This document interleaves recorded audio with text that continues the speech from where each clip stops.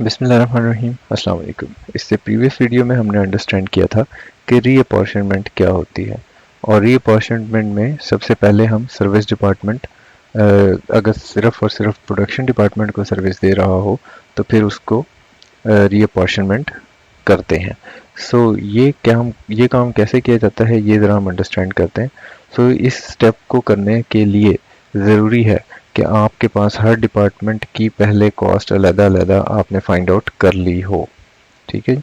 जब आपने find out कर ली तब आपने इन सर्विस डिपार्टमेंट्स जो कि सिर्फ और सिर्फ प्रोडक्शन डिपार्टमेंट्स को सर्विस प्रोवाइड कर रहे हैं, उनकी कॉस्ट को इनके दरमियान डिस्ट्रीब्यूट करना है। वो हम कैसे करेंगे? इसके लिए आपको कुछ बेसिस एग्जाम में गिवन होंगी। आपका टास्क ये होगा कि आप इन बेसिस में से अप्रोप्रिएट बेसिस यूज़ करें और इन सर्विस डिपार्टमेंट्स की कॉस्ट को चार्ज करें प्रोडक्शन डिपार्टमेंट्स को। So the method is called direct allocation method.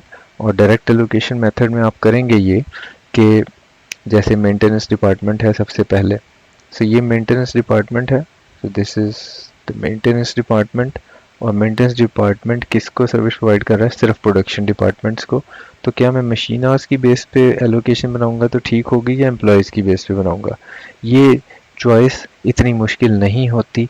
आप थोड़ा सा फोकस करेंगे तो आपको खुद ही से समझ आ जाएगा और आपको एग्ज़ाम सिचुएशन में इस ज़्यादा डिफ़िकल्ट चॉइसेस दी ही नहीं जाएंगी।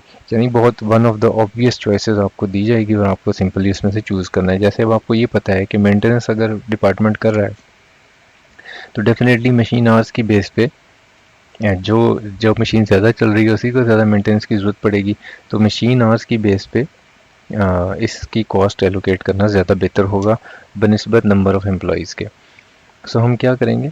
ये मेरी टोटल कॉस्ट है 48,611। इसको डिवाइड करूँगा, मशीन आवर्स हैं 4500 और मल्टीप्लाई कर दूँगा इसको 1000 से। तो I will get the portion of cutting department. इसी तरह 48,611 डिवाइड करूँगा 4500 से, मल्टीप्लाई करूँगा 1200 से, तो I will get the portion for embroidery and so on and so fourth. इस तरह से हम मेंटेनेंस डिपार्टमेंट का ख़र्चा फाइंड आउट करेंगे कि किस किस डिपार्टमेंट में चार्ज होना चाहिए है। ये हमने बना लिया जी। उसके बाद नेक्स्ट डिपार्टमेंट आता है कैंटीन।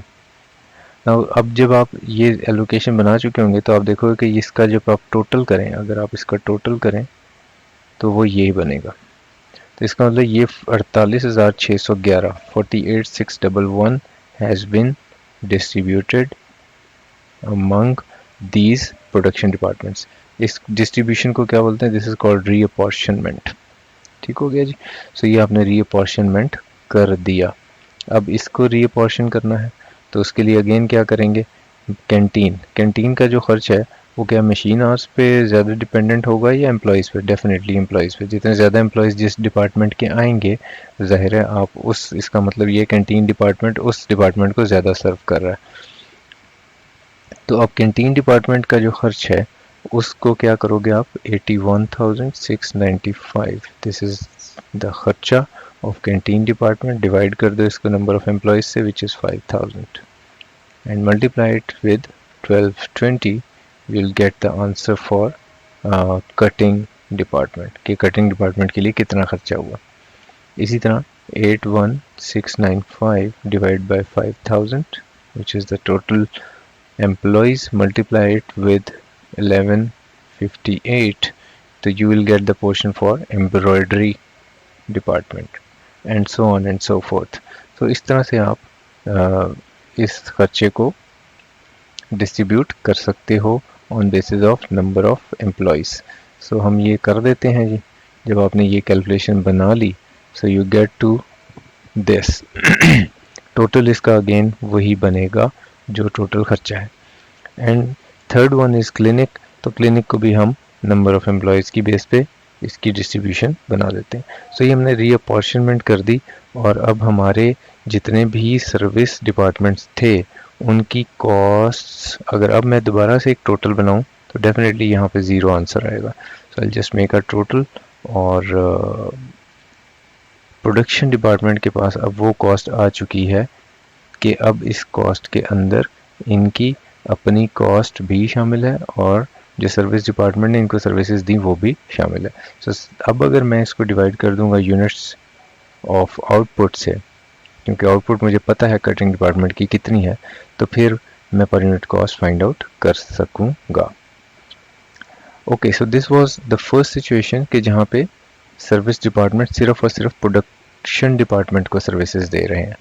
अब अगर हो सर्विस डिपार्टमेंट प्रोडक्शन डिपार्टमेंट को भी सर्विस दे रहा है और एक और सर्विस डिपार्टमेंट को भी सर्विस दे रहा है, तो फिर हम ऐसा फिर हम कैसे कैलकुलेशन बनाएंगे? So will talk about it in our next video.